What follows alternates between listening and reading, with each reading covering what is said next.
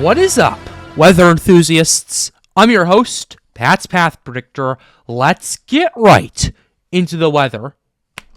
Alright, so here's the situation we have for you, ladies and gentlemen.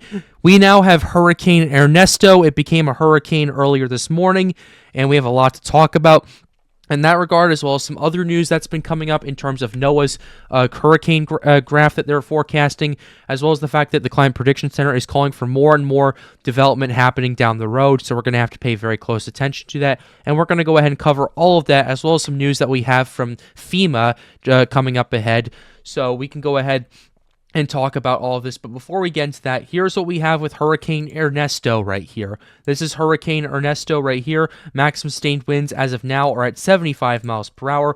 Current movement is northwest at 16 miles per hour. Minimum central pressure is 989 millibars, which for a 75 mile per hour hurricane is a relatively low pressure, but that's mainly because this is a very large system, as hurricane force winds extend outward 35 miles from the center, as a 75 mile per hour tropical storm, by the way, and tropical storm force winds extend out 230 miles from the center for just a Cat 1 hurricane, which that's a relatively large system.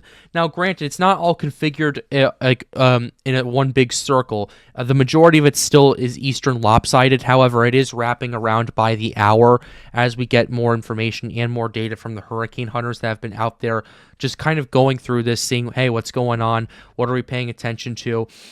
And just kind of all that stuff. We can go ahead and show you the cone that we have pulled up. Yeah, you can see the wind field is very eastern lopsided, but the western part of it is starting to wrap around the core of this hurricane at this current point.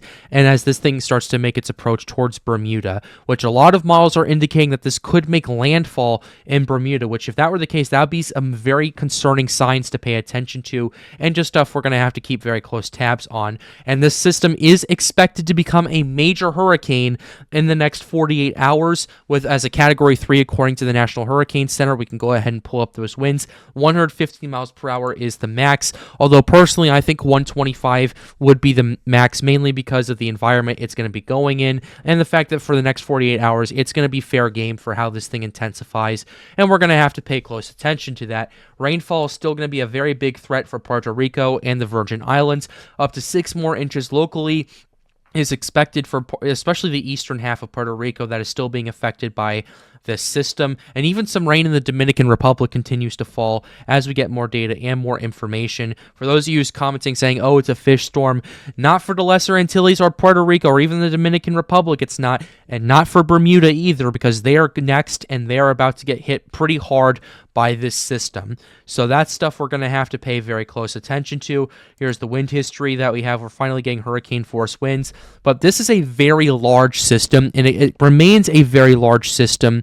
And we're going to have to see how this wind field wraps around the western side of the core, and especially the southwestern side of the core down the road. But here's the latest satellite imagery getting its act together. The core has been expanding greatly over the last few hours. Right here, there is a little bit of a dry slot that's east of the core, but that is getting mixed out at a very fast rate, and you're seeing more and more convection flaring up around it to kind of contain it and then start to mix it out, and we're seeing more and more convection starting to move further and further in to kind of push it out and allow for the system to continue to organize and develop. And we also have a very big outer band right there that is continuing to show that this thing is organizing and developing, and we're seeing more and more convection starting to slowly emerge in that pocket right there and mix it out. So that is some good news for the system, and thankfully this is going to be out to sea for the next few days, but we're going to have to pay very close attention to it as this approaches Bermuda. But that's what we're taking a look at right here. Let's go ahead and show you the water vapor imagery. Just for more details right here, there is a little bit of dry air in there that's starting to get better and better with it, and you're seeing more and more convection starting to burst up as more and more as the conditions get better and better for this. So you've seen the wind shear continue to go down, down, down. You've seen those water temperatures continue to go up, up, up, and you're seeing the ocean heat content continue to go up, up, up, and that's what we're paying attention to. In all those regards, we're seeing more outer convection in the outer bands, more convection pretty much firing on all cylinders in the last hour or so. Matter of fact, I want to go ahead and pull up the latest imagery that we're seeing from the Joint Typhoon Warning Center to kind of give a better in-depth look at it right here. Yeah, the core is really starting to get its act together, and you're seeing a lot less dry air intrusion east of the core, and you're just seeing more and more convection just generally everywhere in that regard. As we're just taking a look at that, I will say this for those tuning in who are prone to flashing lights, seizure warning. I just want to get that out there before this starts showing. So for the next 15 seconds, look away because I do apologize for this, but it'll be over pretty soon, so we can go ahead and analyze it from there. Here's what we have going on. There has been a little bit less convection in parts of the western part of the core, but it's still continuing to fire on all cylinders, and you're noticing more and more convection firing on the southern side of it, the eastern side of it, the northern side of it, and pretty much everywhere at this current point. So the main question is, what is this going to do once that southwestern area closes off, and once we get a good convective wind field in that area? Well, the main answer to that is some possibly very robust strengthening. It's already been doing that. It's already up to hurricane strength right now, a 75-mile-per-hour hurricane. Where were we at 24 hours ago? Let's go ahead and show you that. This was as of 11 a.m. I believe we were at 60 miles per hour 24 hours ago. So this thing is strengthening rather quickly, and it's going to continue to strengthen rather quickly in the next 48 hours as it's over low wind shear, very warm waters, not very much dry air is going to intrude into it, and whatever dry air is in there, it's very quickly mixing it out. So overall, I am not too concerned with the structure of the system, but we're going to have to pay attention to it, especially if this thing starts to intensify at a much faster rate than anticipated, because some systems are prone and have tended to do this. So we're going to have to keep very close eyes on it. So yeah, that's what we're going to go ahead and continue doing. Let's go ahead and show you the track models with this and the intensity. Here's the track models with Hurricane Ernesto, expected to move either and make landfall or move just to the west of Bermuda as it starts to make that turn towards the north and head towards that island. And then now we're seeing some models having this impact in Nova Scotia or Newfoundland. The H-Wharf wants this thing to make landfall in Newfoundland, similar to where Hurricane Larry did in 2021.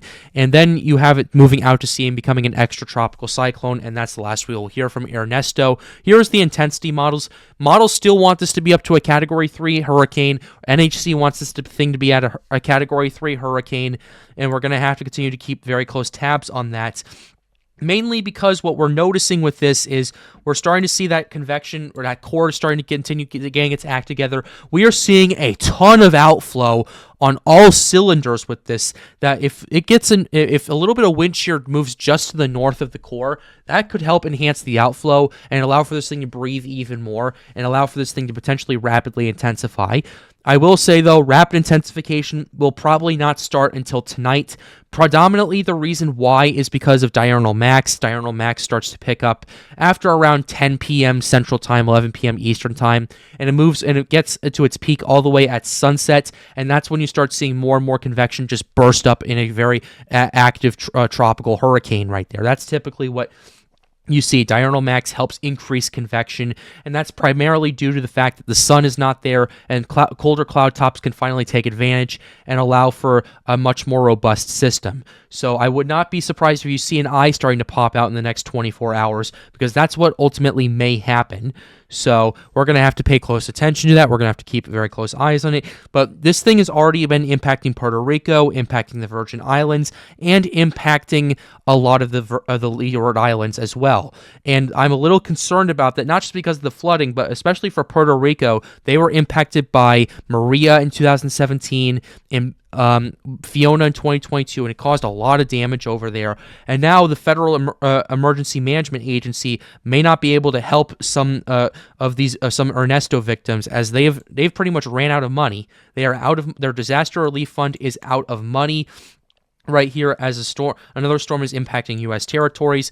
FEMA announced Tuesday its disaster relief fund is out of money. They're waiting for Congress to pass another $9 billion to help restore the funding for that, which I hope they get done soon. So that way because here's what we're really concerned about in that regard, because we are now, according to NOAA, we now have a 90% probability of an above average hurricane season.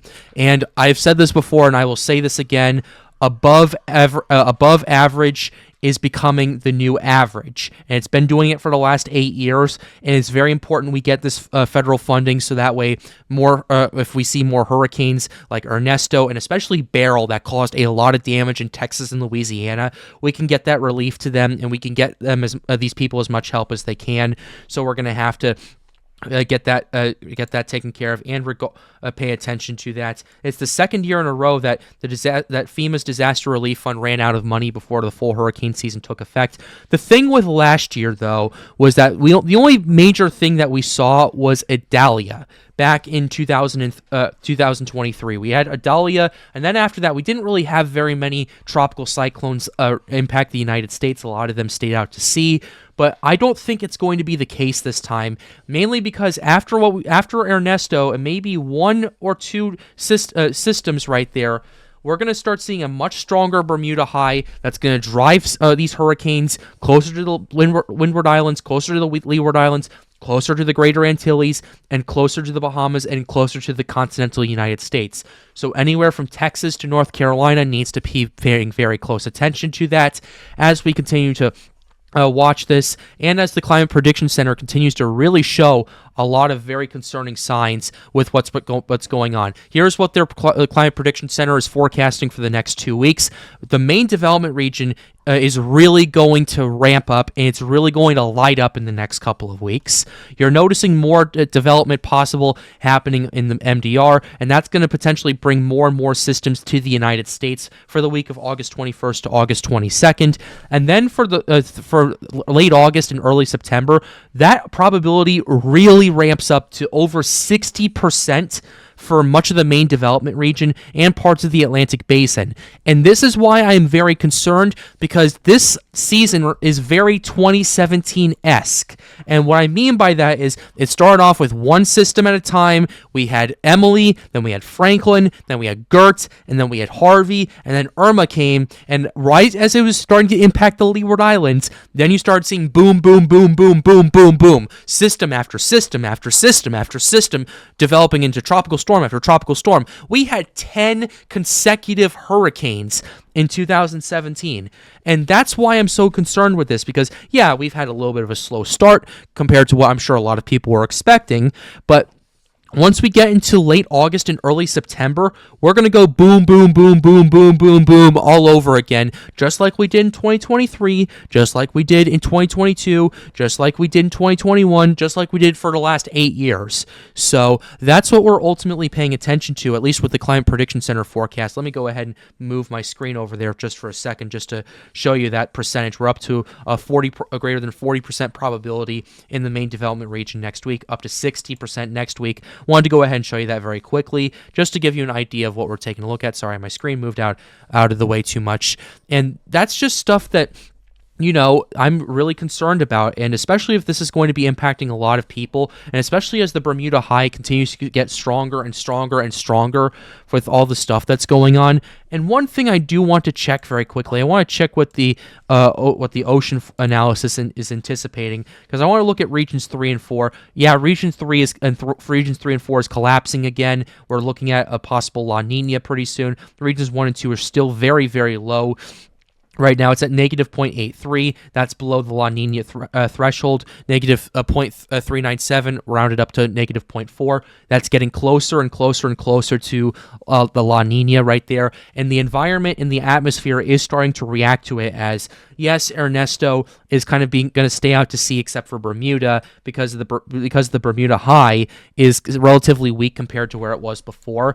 But it's going to continue to get stronger as we get into the last couple of weeks of August. You're going to see that pressure go from maybe like the mid 1020s for the Bermuda High, maybe to around 1028, 1030, maybe 1032 as we start to see a stronger Bermuda High. And I want to go ahead and check a couple of models real quickly based on that. I want to check a couple of climate models. Let's go ahead and use the European, go to the regions right here for North Atlantic, just to get a general gist of it. Main sea level pressure, and I want to just generally look at main sea level pressure anomalies with this right here. Definitely, it's a lot weaker than average right now. But the Azores High has been really showing its strength, and it's been really showing it's anomalous stuff that's been going on, and we're going to start seeing the Bermuda High start to reform once again as we get into prime hurricane season. You're going to see another ridge start to come off the coast of Canada, a very strong ridge that is, and allow for more and more of these systems to drive closer to the United States. So I just wanted to go ahead and show you that very quickly before we get into the conditions of what Ernesto is going to be going into. So let's go ahead and do that. Let's go ahead and start with the sea surface temperatures that Ernesto is going to be moving into. I know we're pivoting topics a little bit, but please forgive me. Where we're going right now, this is in an area of 29 plus degrees Celsius or 84 plus degree Fahrenheit waters. That's going to continue for the next 60 to 72 hours as it approaches Bermuda. And it's going to potentially take full advantage of that warm water and really allow for it to ramp up and allow for more and more intensification as it approaches that island over there and potentially approach Nova Scotia and Newfoundland. I want to go ahead and show you the climate reanalyzer just to show you how far north this extends. We're seeing water temperatures of 26 degrees Celsius or warmer, all the way up to pretty much the equivalent of New York City, and that's about, I'd say, 40-ish degrees north. We've never seen this before in recorded history. Just to make that very clear, we've never seen these warm temperatures going this far to the north in recorded history, and that's something that's pretty concerning to say at the very least, and definitely something that we're going to have to pay attention to. So that's what we're looking at with the water temperatures. Let's show you the ocean heat content. OHC continues to be a really big problem, especially for the western half of the Atlantic Ocean that hasn't really been seeing outside of Barrel that many tropical systems so far. But as that Bermuda High continues to strengthen, it's going to drive systems more into that OHC. OHC, once again, is how hot the water is and how deep down it goes. I can go ahead and show you that graph once again.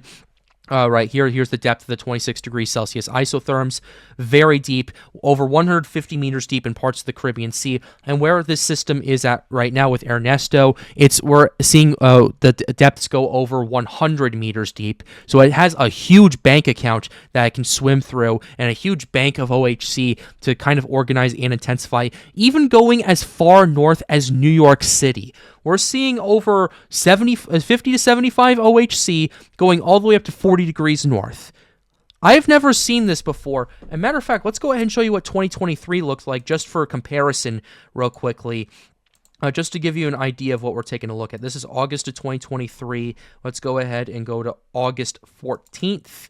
Yeah, we were not seeing nearly as much OHC that far north. Yeah, we were seeing up to like 25, but not 50 to 75. And that's just stuff that you need to pay attention to in that regards. And that's just stuff that just kind of explains my side and why I'm so concerned about this.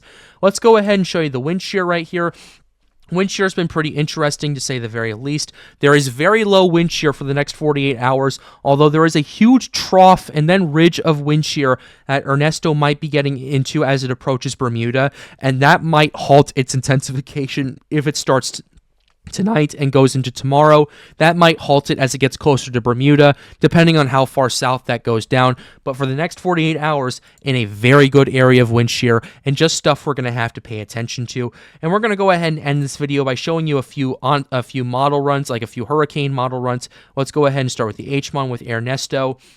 Real quickly, let's go ahead and show you that right now. Here's the HMON, having this thing really organized and develop. It's a very large system already, gets up to major hurricane strength for quite a while as it approaches Bermuda, moves just west of the island, and then it kind of stays there, meanders back and forth, and then it starts to get bigger, becomes extratropical, and starts to slowly weaken. That's the HMON right there. Let's go ahead and show you the HWRF as well, because the HWRF has been doing a generally good job with this, and here's what the HWRF is saying. Organization and intensification continues right here. The HWRF really wants this thing to expand in size as it approaches Bermuda. It wants Bermuda to get the eye wall and get clipped by the eye, although no landfall is imminent. But if we see a track where Bermuda gets this entire eye wall for the next 12 hours, that is going to be really bad for agriculture in Bermuda. That's also going to be really bad for houses because That's essentially over 100-mile-per-hour winds for 12 hours straight,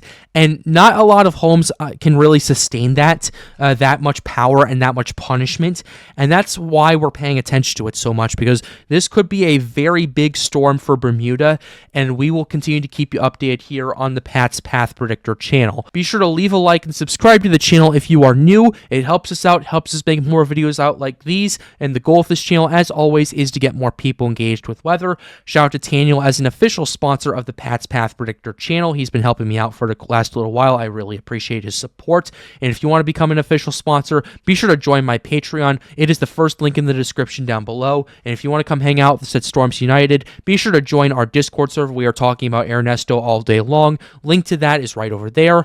And with that being said, have a wonderful day, guys. Stay safe.